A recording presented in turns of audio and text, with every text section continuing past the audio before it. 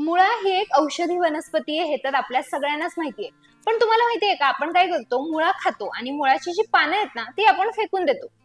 पण मुळ्यासोबतच मुळ्याच्या पानांची भाजी ही सुद्धा आपल्या आरोग्यासाठी फायदेशीर आहे हे तुम्हाला माहिती आहे का? कसं काय? चला या व्हिडिओमधून जाणून घेऊयात.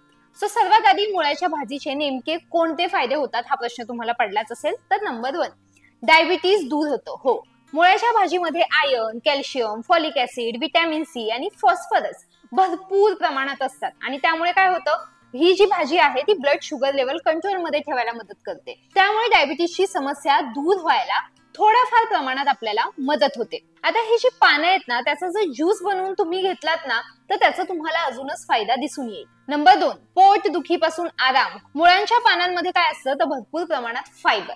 त्यामुळे काय होतं की पोटाच्या संबंधित आपल्या ज्याही कोणत्या समस्या आहेत, इश्यूज आहेत, तर ही भाजी खाल्ल्यामुळे त्या समस्या दूर होतात. शिवाय असंही म्हणतात की यामुळे केस गळती सुद्धा थांबते. नंबर 3, मूत्राशय स्वच्छ करतं. हो, मुळ्याची जी पानं आहेत ना त्यामुळे मूत्राशय स्वच्छ राहायला मदत होते. या भाजीमध्ये स्टोन डिझॉल्विंगची क्षमता असते. यामुळे काय होतं तर आपण नेहमी जर ही भाजी खाल्ली तर आपल्या ह्या सर्व समस्या दूर होतात आणि आपल्याला त्याचा फायदाच होतो. नंबर 4, पाईल्सची समस्या दूर होते. हो, पाईल्सच्या रुग्णांनी जर मुळा किंवा मुळाची भाजी नियमित खाल्ली ना तर त्यामुळे फायदा दिसतो.